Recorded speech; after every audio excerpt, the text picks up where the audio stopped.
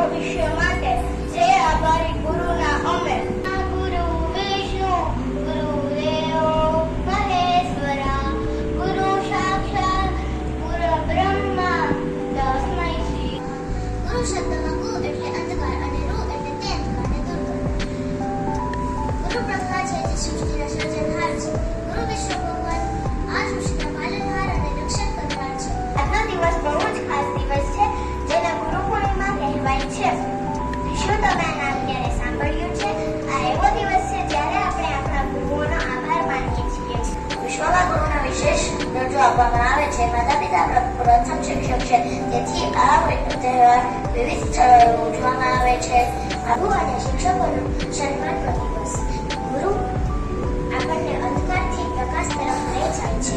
ગુરુ પૂર્ણિમા આપણે તથા વડીલો તથા માતા પિતાને વંદન કરવું જોઈએ. આપણા સંસ્કાર અને બીજાના સંસ્કારનું ધ્યાન ધરવું જોઈએ. અષાઢ શુક્લ પૂર્ણિમાનો દિવસ એટલે કે ગુરુ પૂર્ણિમાનો દિવસ.